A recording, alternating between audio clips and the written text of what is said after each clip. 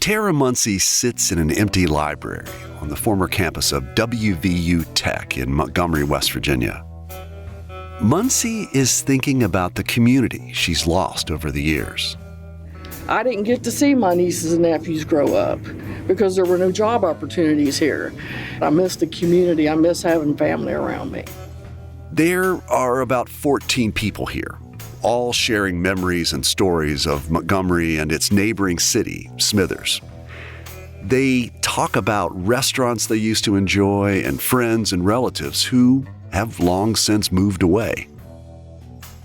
Today's gathering is designed to help people reimagine this stretch of the Upper Kanawha River Valley for future generations. Sangeeta Shrestova is part of the Civic Imagination Project. So what we're going to do is imagine this place and this area in the year of 2060. What in your wildest dreams you'd like it to become? I want it to be safe, clean, not overcrowded. No offense, Trey, but I don't want it to be like New York. I would like to see more love, more compassion, more understanding among the people, and have less apathy and disdain. I want it to be colorful, and for all of our front streets, our business districts, to be full of vibrant, thriving small businesses. And I want a great big 112th birthday party. People sit in a semicircle in this building that's been empty since 2017. That's when the campus relocated. There's laughter and tears as people share their memories. The Us and Them team and the Civic Imagination Project got residents of the Upper Kanawha Valley thinking about their future and their communities. And maybe even more importantly, working together.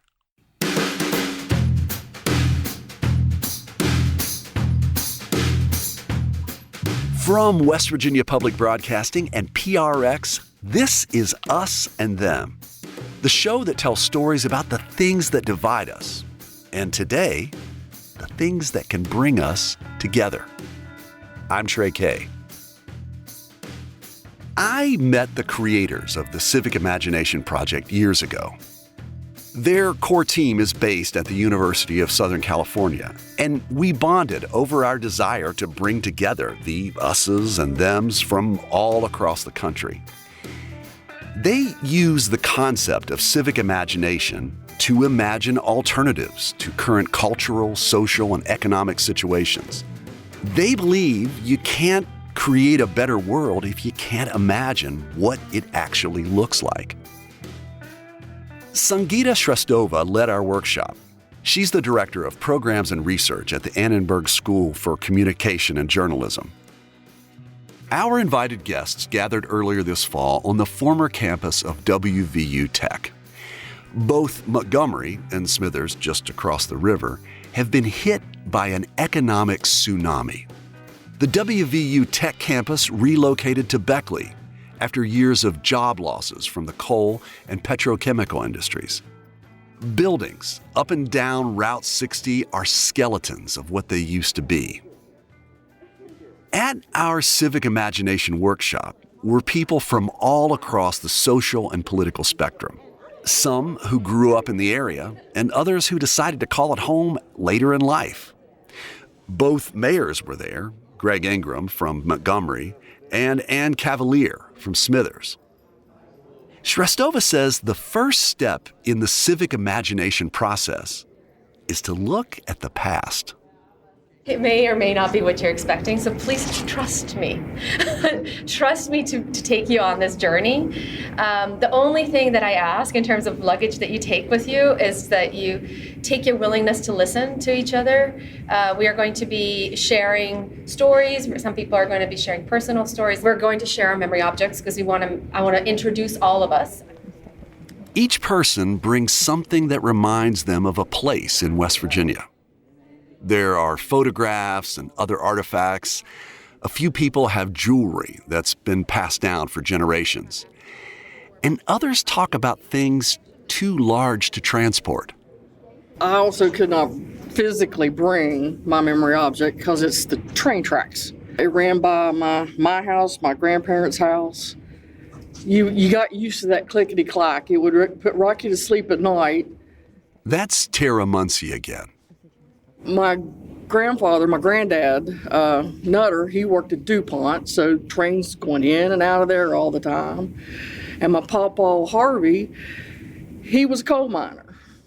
So trains going in and out of there all the time. As a matter of fact, the train by my pawpaw Harvey's house, if it came off the tracks, it'd been in their front yard.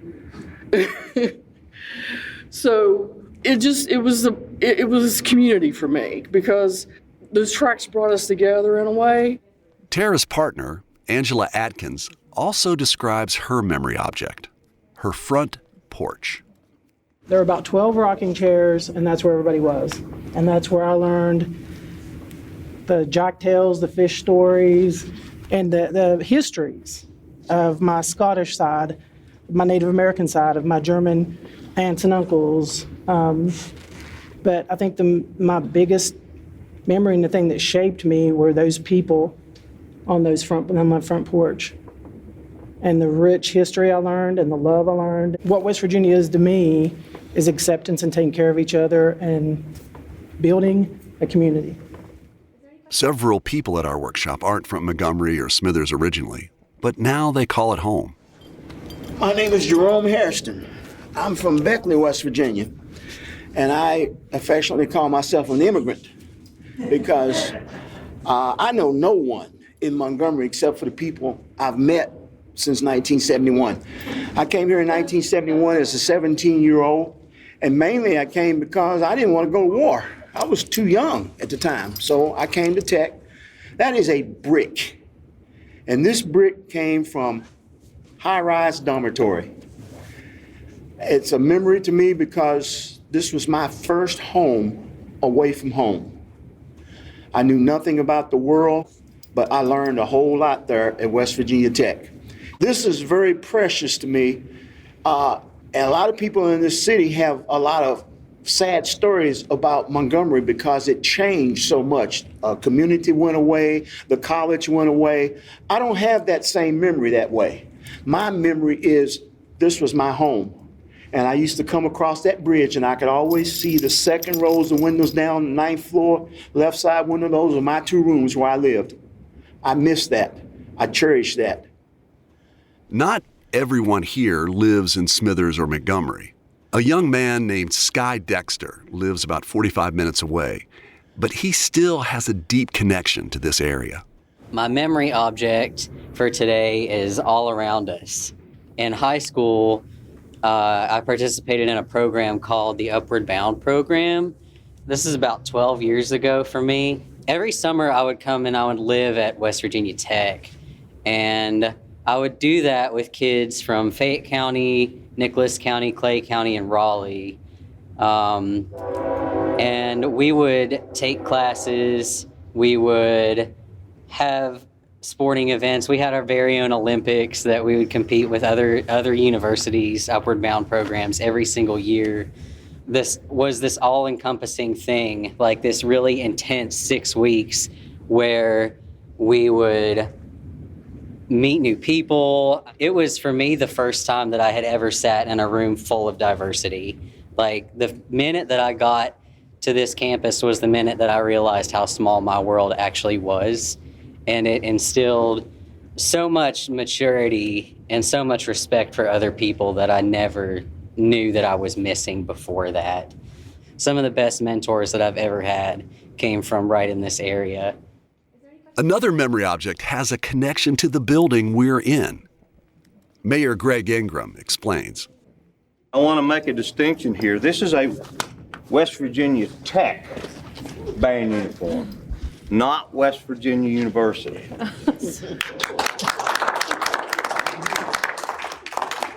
I want to say something about West Virginia Tech, the building that you're standing in. This was West Virginia University. Moving the school to Beckley was West Virginia University and the West Virginia Legislature's largest economic disaster in the state of West Virginia history. They have left this town with nothing but empty buildings, have done nothing to fill them. Myself, Mayor Cavalier, the buildings that are filled here, we've done it on our own. They're not doing any better in Beckley than they did here. The student enrollment hasn't increased. They've spent millions and millions and millions of dollars. They left millions and millions and millions of dollars in this community. Honestly, I could take you to some other buildings and the mail's still in the mailboxes. They picked their pocketbooks up and they left. I could go on and on, Trey, but I do want to say this. If this group could help us do anything, there's another culture out there that is really affecting small communities in West Virginia. We have a grant system that's broken. We have grants that are called small coal community grants, small community grants. They're called everything about coal, but none of that money's making it to small communities. It's going to Charleston, Huntington, the big metropolis that have the people to do the grants. We have to do our own. So we need to fix that. And the legislature, they need to keep their promise and rebuild this town. I love Montgomery. I wouldn't live anywhere else. Ingram's comments hit a nerve with everyone. WVU Tech left this campus 5 years ago, and now there's a sense that opportunities like small community grants skip cities like Smithers and Montgomery. That reflects a larger issue. The people of the Upper Kanawha Valley feel ignored by state officials and neglected by the companies that set up shop in their cities and that used their resources. Jonna Wills chimes in. When he asked me to bring an object that tied me to the community, how do you put 66 years into one object? It's not possible. I've lived here my entire life. I'll get emotional, so you got to forgive me for that. But I grew up in this area. West Virginia Tech was my playground. The ties here just go on forever, and I can get very emotional and angry when I think about what WVU did to us. So I won't go there.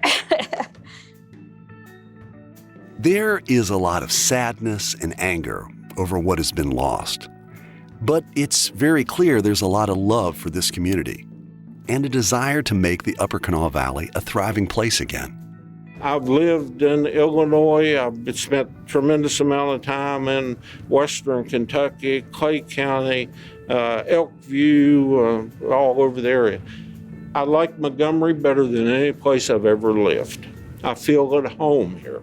Wonderful people that I've met. So I'd like to thank all of those ancestors for choosing this area, for mining that coal, for starting those schools, for bringing law enforcement and the judicial system, for bringing a sense of community to us all.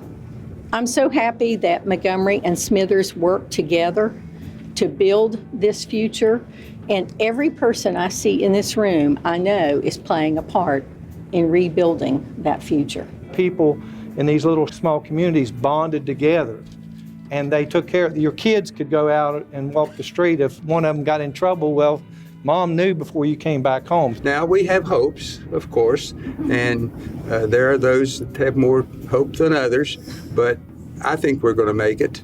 But we all have to work together. The next steps for our Civic Imagination Group involve a few more ways to think about what would make a strong, vibrant community for the future. Sangeeta Shrestova lays out the assignment. So what we're going to do is imagine this place and this area in the year of 2060. But what we're going to do is imagine it in terms of what it's going to become, or even what your 5-year plan kind of suggests that it might become, but what in your wildest dreams you'd like it to become, right? So it's 38 years from now. That's a lot of time. Things can happen. So I'm going to prompt us a little bit in terms of the areas that we might think about. And the first one I want us to think about is like, what would you like community life in this area to look like in 2060? Like, what would you like? What should it be like? What should community life look like here in 2060? By my wildest dreams, I want it to be completely accessible. I want it to be colorful, and for all of our front streets, our business districts, to be full of vibrant, thriving small businesses. I want it to be full of children. Oh, Good answer. yeah. Good answer. I would like to see a community orchard accessible to everyone and a big community garden. I want to be proud of what's here. What does that mean? But that mean I want to like it. I mean, I'm with Greg on most of that. I just 38 years from now, these buildings this might not be here, but I want people to have enough pride that they take care of things. I would like to see something that we probably never will see. And that is? I would like to see more love, more compassion, more understanding among the people, and have less apathy and disdain. Because in my opinion, in my life that I've lived here in different places, there's so much apathy and disdain with somebody doesn't like somebody that doesn't like somebody that did this, that, and the other. And that is not the way that we should live. I realize it may not ever happen, but I can always hope and pray for it. And that is what we're doing here. Mm-hmm. What is housing like in 2060 in this area? How do people live? Accessible. Okay, accessible. I would say affordable from all different income ranges, so that you have a choice when you come here. I don't want somebody to come here and want to live here, and there's only one band of price range and types of houses, and if that doesn't fit them, they go somewhere else. Whether it's food or whether it's houses, entertainment, I want people to have choices, because when they have choices, that's where they settle. Shrestova asks the group, how do people get to the Upper Kanawha Valley? How do people travel around the area? Jerome Hairston mentions being beamed up. Yeah, like on Star Trek. It's a concept that Shrestova and her team hear at every single Civic Imagination workshop. And who knows, maybe by the year 2060, it could happen. Other people want to focus on better health care. Smithers Mayor Ann Cavalier talks about having better access to specialists in the area.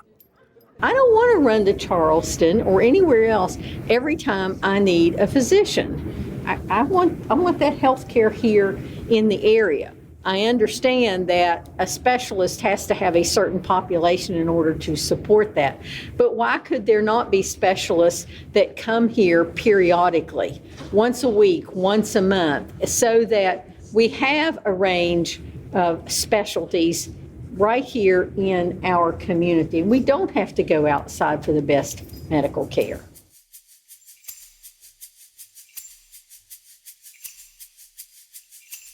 They're all great ideas.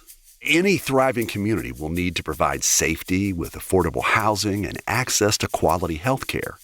But how does all this happen by 2060? Well, that is the final task of the day. Sangeeta Shrestova asks the group to create a 1-minute sketch that shows their defining moment and puts all these plans into motion. The first group to present tells of a future where drones play an important role in getting people to medical care. Les Thomas explains. The drone device will transport people from this area to the Charleston area within 6 minutes. We're going to have an enactment of a call for our personal drone devices, and here we go. Hey, Angela, this is Greg Ingram. Could you send me a 2-person drone to 318 6th Avenue, Montgomery, please? And I'm going to Charleston, West Virginia, down to the Charleston General Hospital. Sure, Greg. Do you have any patients with any mobility issues? We do. All righty. I'm calling my person now. Everything's computerized. All right, Greg, we have your order in, and we have a mobility drone heading your way right now. Thank goodness I don't have to worry about if I can get in or out anymore. The next group's future is built around the premise that Jay Gould wins $1 billion in the lottery. In order to avoid paying some of the taxes, he sets up a trust and donates half the money back to the Smithers community. The group explains how they spend this generous donation. Jonna Will starts off. Because where we have the front porch amphitheater, there's so many more things that we want to do and enhance it, and we just haven't had the funds and the money. And I'm so thankful. Thank you for playing the lottery. Jerome Hairston. Hi there, my name is Jerome Hairston. I am so happy that I finally got some money that I can do something with. We got an art gallery here, and we've already got it scheduled to bring the Mona Lisa here for display. And we're going to have rocket-powered bicycles and teach you how to use them. And Greta, how are you going to use the money that you're going to get? Okay, well, what we plan to do is to bring in first-class entertainment. We're also going to try to beam in some young people from the big cities in the United States so that they can do a week's internship of just living in a small town and seeing how things are done. And we're going to try. The final group uses the idea of luck to fuel their future. They predict that a wealthy woman makes an accidental stop in Montgomery. She falls in love with the town and never wants to leave. Wanda King starts off the sketch. So I was headed to Charleston, South Carolina because I love the area. It's beautiful and people are nice. And somehow my tour guide lady sent me to Charleston, West Virginia.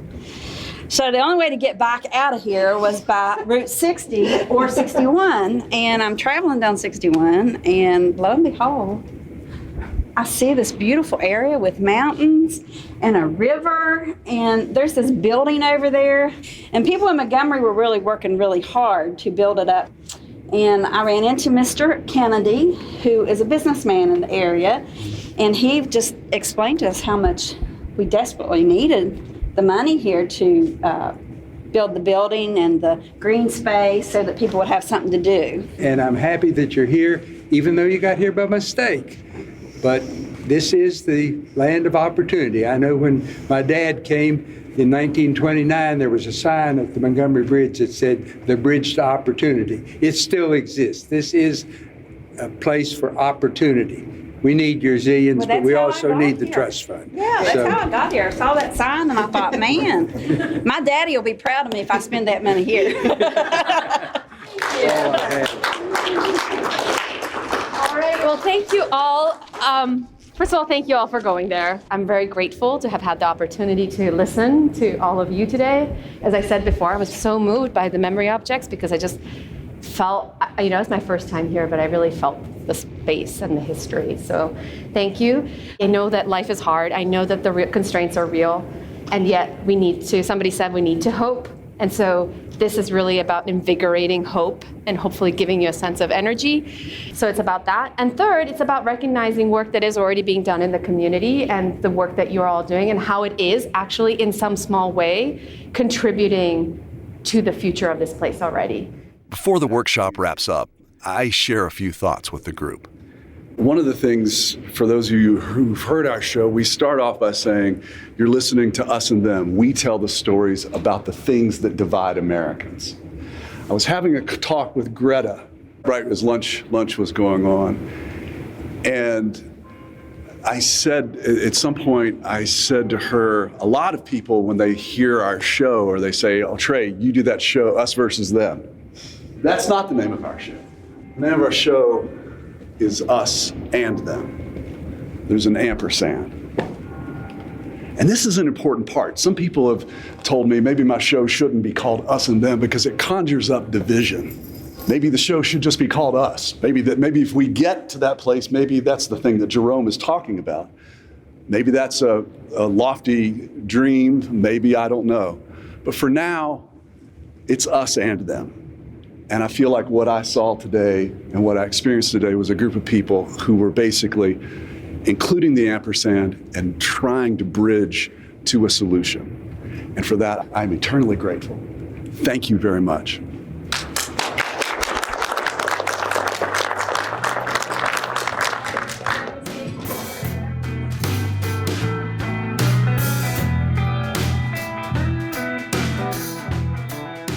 When we come back after a break, we'll hear more from some of the workshop participants about how they feel about the future.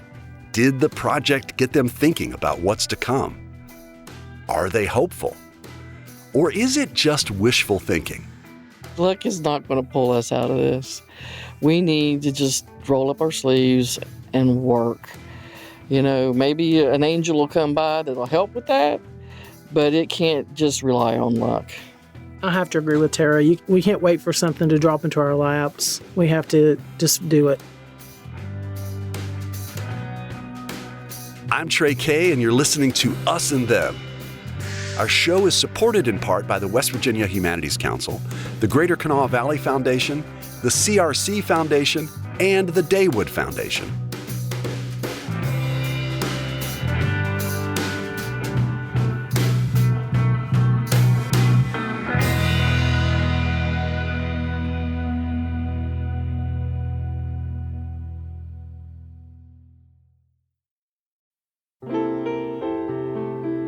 Music lifts us up and brings us together, even when we can't get together in person. Mountain Stage brings you live performances on the air, online, and in our podcast. They remind you how it feels to be in a live audience listening to live music. This is Larry Gross, host of Mountain Stage. Find a link to our stations and our podcast online at mountainstage.org.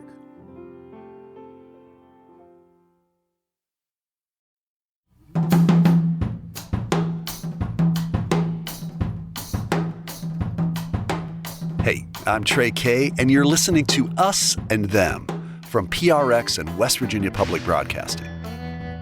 Back in September, the Us and Them team held an event with the Civic Imagination Project. It's a project at the University of Southern California that helps people imagine the future together. They put together words and ideas that define the future, that help them see the actionable steps required to make it a reality. I really wanted to know how the event has changed the way people think about the future of their community. So a few weeks later, I followed up with some of the people in that day-long workshop. Tara Muncie is a volunteer for the Age and Disabled Waiver Program. She helps people return to their homes rather than a nursing home. Her partner, Angela Adkins, is an at-home healthcare worker for that program. Angela says the workshop left her feeling hopeful. Just seeing all the different opinions and all the different people that were excited about it, and all the ideas from the little ideas per town to the whole Kanawha Valley ideas, it really gave me hope. Tara Muncie agrees. I liked the fact that there were so many different people talking about it, but what frustrates me is that it's a bunch of us who really would like to see the change, but you don't see that reflected in our legislature and in our governor. And it's like there's a lot of people who care and a lot of people who are talking and a lot of people who are giving it lip service, but it's not making it to the people who should be making these decisions and doing these things for the state of West Virginia. I keep hoping for the best. I keep voting for the people I think are going to do the job. But, you know, I'm one person and I try to affect as many people as I can. But there's just a lot of, I would say, poison put in the air against progress in the state. And I believe personally it's from the people who made their money from coal, who want to continue making their money from coal. And they're old now, and when they're gone, we're the ones that's going to be paying the price for that.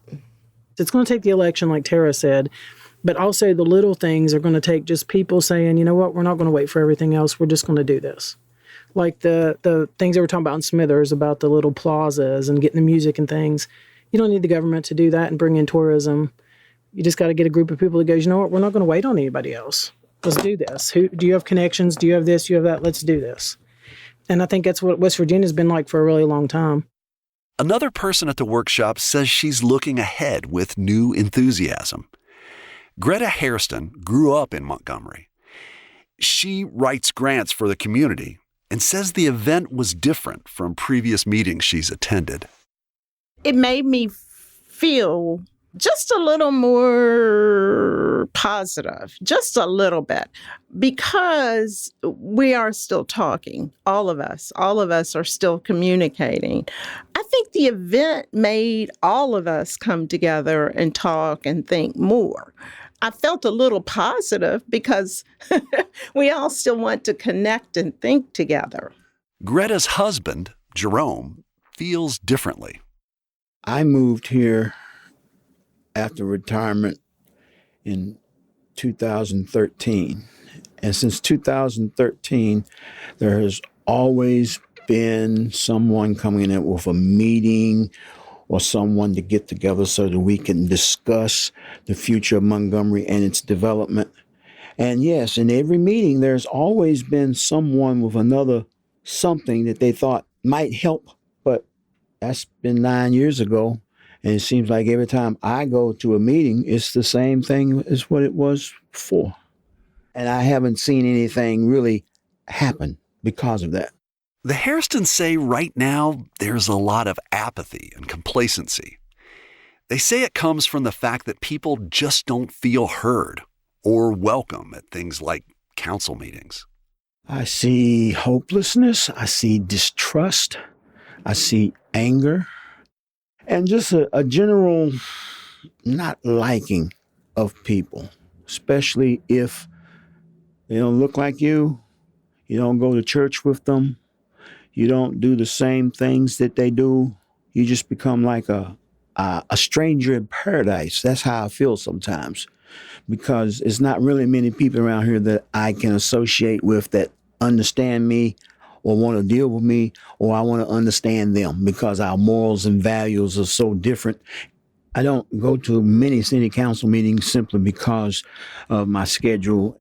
However, the big thing when you're going to city council meeting, and to add to her point, most of the people on the city council are someone that someone knows has been here for a while, or they may appear to be a little more wealthy, if you want to say that word, and some of the common people, they don't go down there because this is not true, but I'm not dressed well enough to go in. It's kind of like a status thing, or that if you don't dress the right way or haven't been around or been involved in politics of the city, if you go wanting to know, you feel uncomfortable, and if they don't know you, it's kind of scary to raise your hand.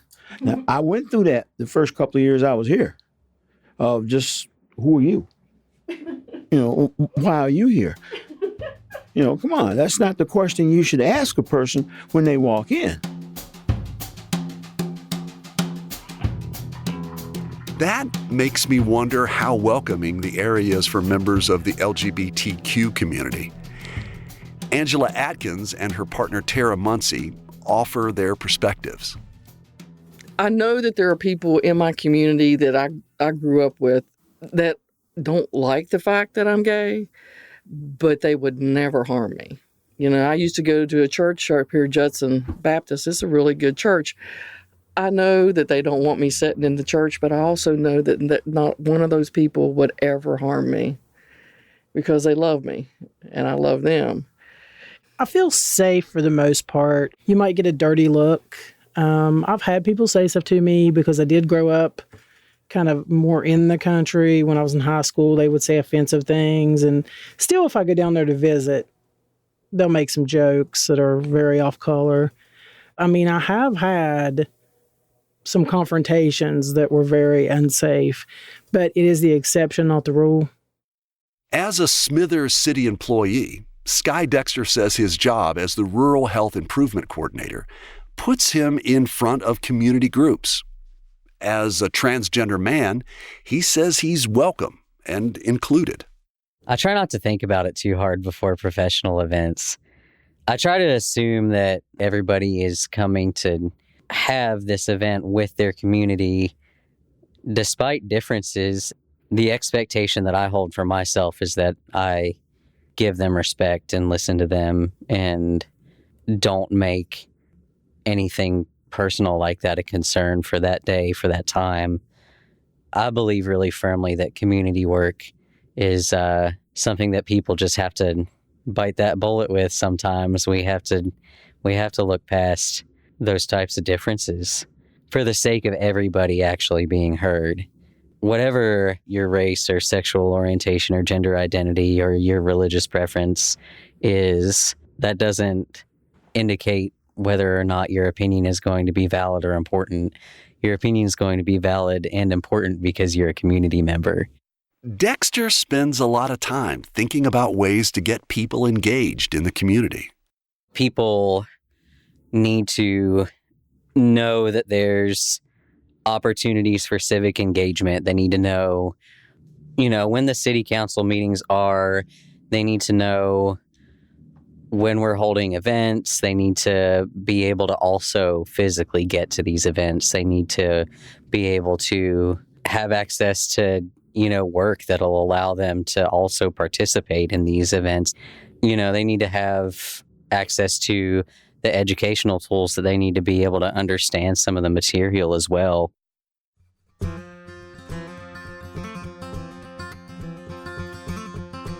While many at the Civic Imagination Workshop seemed hopeful, others I've spoken to over the years seem pessimistic about the future of West Virginia. I asked Atkins and Muncie if they've ever thought about leaving the state. I've left twice. I always come back. Why did you leave in the first place? I left because I just wanted something new. Both times I went to Florida. I got jobs there. I got good paying jobs, but I miss being here, so I always came back. I always keep an eye. I'm optimistic. I'm hoping, that because I've seen some changes. I'm old enough to know before interstate, so I know it can happen. You just got to keep a positive attitude. I'm a Minnesota Vikings fan. We've never won a Super Bowl. I know how hard it is, when you're feeling like it's never going to happen, but I just keep praying one day. Yes. I've left a few times, but I'm kind of like Tara. I'm not hopeless that it's going to change. I think it could. I think we have some grassroots people coming up for the political thing. West Virginia Can't Wait, that has some really good leadership that I wish could get a foothold. I think it can change. I think, it's always darkest before the dawn, and I'm hoping the dawn's going to come soon. But I'm going to keep working on it. I'm going to keep doing what I can with my vote, with my words. I want it to change. I want this to be what we call it, which is almost heaven.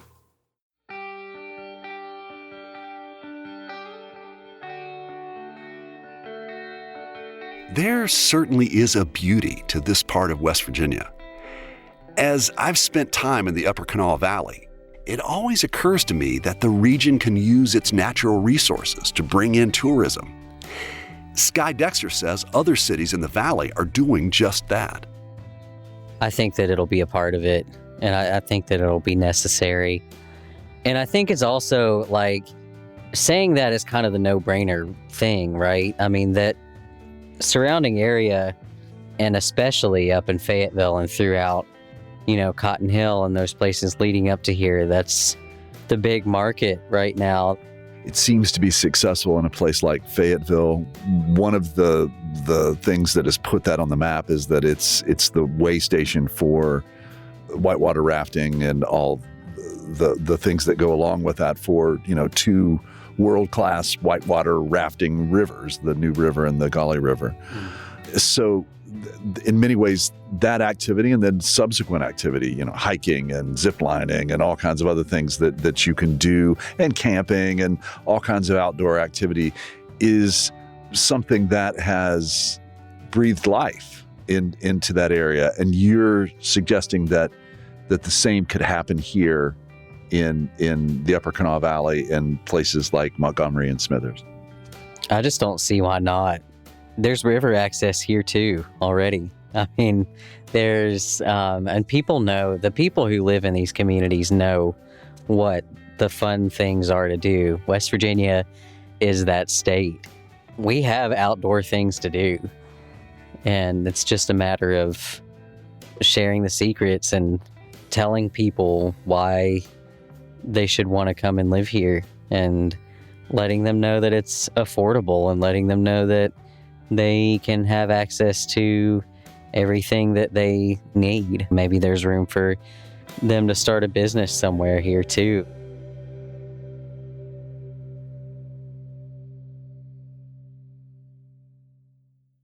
Accessibility can be a challenge when it comes to using the region's natural gifts. Tara Muncie says there's a lot of wasted opportunity. I love the outdoors, and I can't get there anymore. You know, there's no way. I looked up a Q license for people with disabilities, and there's certain parks at certain hours that you can. I'm like, well, wait a minute, I'm an adult. Why is it just certain parks and certain hours? Why are we not thinking more about folks like me? Muncie has been in a wheelchair since her early 30s. She says lack of accessibility is an issue across West Virginia. Is there a way that you can imagine where that they could take the steps to make sure this is something that you can access? And this is something that many other parts of the state. So we have a national park in the New River Gorge area. I really don't know, but I know that there's things that you can do. Like there are, someone has made I don't know if it's a mat or a brick. It looks like dirt, and it feels like dirt, but wheelchairs can traverse it. And so it doesn't take away from the natural beauty, like if you'd lay a concrete something out. And so that would be something that a wheelchair could, traverse and get on, and maybe go out to see. You go out in the woods and just explore a little bit, or a hiking trail. I know that they make adaptive equipment. So, these places that you can rent your fishing gear, why not get adaptive equipment that can be rented and let people know that? And then, best of all, have a way for us to get to it. I would love it. I'd love nothing more than sitting on a bank and fishing all day long. Sometimes you catch something, sometimes I just read a good book. But, it's me outdoors. I love building campfires. When I could get up off the ground when I sat down, I love sleeping in tents, I miss that, and I'd like to do that again. Lack of accessibility isn't just in the Upper Kanawha Valley. It's in the capital city, too. You mentioned how a lot of places like the local post office are not wheelchair accessible. Do you think this is something that the Upper Kanawha Valley is focusing on fixing? No. I have fussed. There is still, right here in Charleston, right across the street from the Capitol on Greenbrier, there is a sidewalk with no curb cuts. None. If you go down to Beauregard in Washington, the lip on the curb cut is so steep that if you get off of it, you can't get back on it. I don't see no one's thinking about accessibility. And this new complex they're talking about, I'm going to start writing my letters now. It needs to be accessible. And it's not just for wheelchairs. There are people who are deaf who need flashing lights for warnings.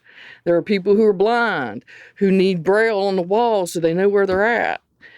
I see new construction going in, and I don't see anybody thinking about, hey, how could somebody in a wheelchair navigate this? You're talking about Charleston, the capital city. That's it. If you can't get it here, you're not getting it out there. The side of the road is dirt. That's all there is. It's dirt. Public transportation, it's either really expensive or non-existent, for people in wheelchair like me in a wheelchair. And I stay in Charleston simply because it's the only place I can really live and get somewhere without, having to rely on my parents who are older to take me somewhere, or, I mean, at least I can get transportation here. I have family friends that live up in Glasgow and Shrewsbury. I can't go visit them. There's no way for me to get around up in there. You know, I look at housing and the way it's designed. I can't go visit people. People have to come visit me.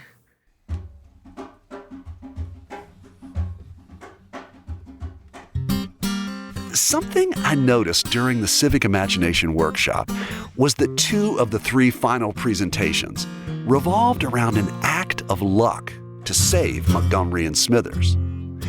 In one, a lottery winner, and in the other, a rich person, each decide to invest in the region. I just have to ask Adkins and Muncie if they feel like luck is what the area needs. No, we need hard work. Luck is not going to pull us out of this. We need to just roll up our sleeves and work. You know, maybe an angel will come by that'll help with that, but it can't just rely on luck. I have to agree with Tara. We can't wait for something to drop into our laps. We have to just do it. Greta Hairston agrees. I'm going to use the words that we all read in the management books. Planning, strategic planning, an overarching plan. Those are the things that people use when they write grants and successfully obtain the money. And that has been done to a degree in Montgomery, probably to a larger degree in Smithers. But I do think that Montgomery needs a different style of leadership. I think we need a person that's going to make an effort. I'm not saying the mayor, the leader, but there needs to be a person associated with the Montgomery community that's going to talk to 70 or 80%. I'd like to see 100, but that's not possible, of the people, and just let those people that don't feel empowered talk. To hear what's gnawing at them about this area. And once you empower those people who don't feel empowered, you have unharnessed a whole lot of talent and energy that could probably move the community.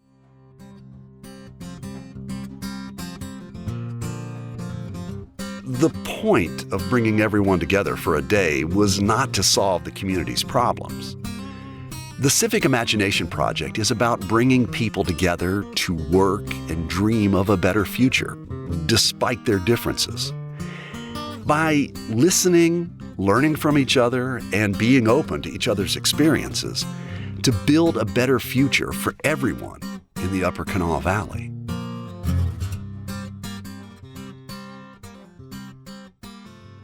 So you had said, Tara, that Thanksgiving is one of your favorite holidays, and that some years, since I guess your birthday is in November, that sometimes your birthday lands on Thanksgiving. Correct. This year, 2022, is your birthday going to land on? Not this year, but we celebrate it on Thanksgiving. Who do you celebrate it with? Well, normally my family. Here recently that hasn't been possible because of transportation and being able to get up there and get back. But I always celebrate with my family, and that would involve my sisters coming in from Ohio, my brother coming in from Tennessee and with his family, and then my baby sister brings in some of her friends, and then people stop by the house, you know, all throughout the day. Mom's friend Frida, I love her to death. She's always there. And it's just, for me, my birthday was always family. It really wasn't about like a party. It was about, you know, eating good food and having family around. And I really, there's times I miss that.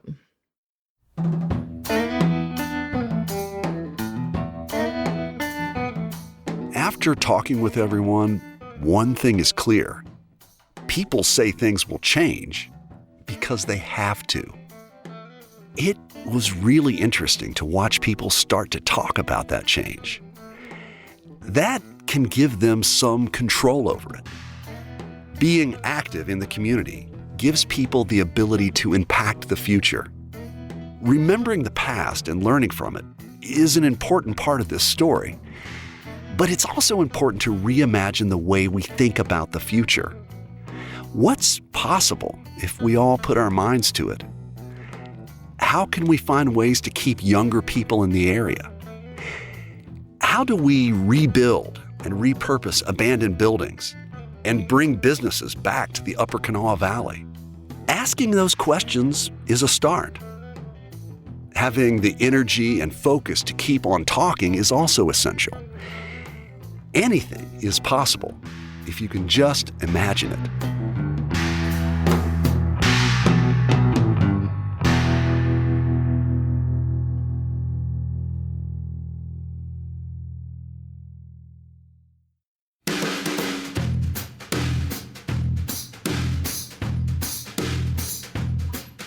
You've been listening to Us and Them.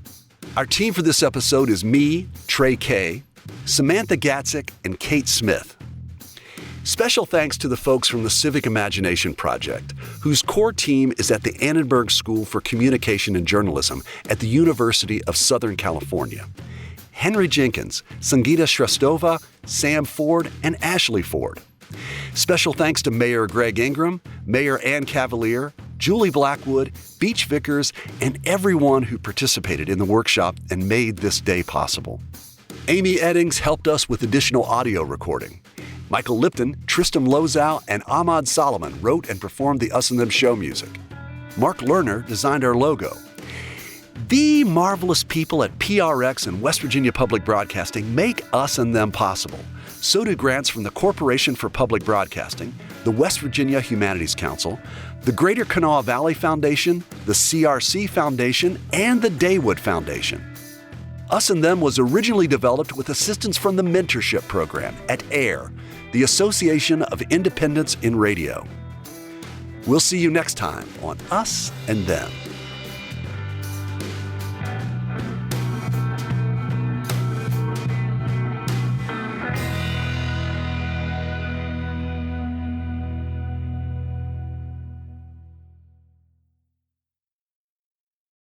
Support for this podcast comes from the Corporation for Public Broadcasting.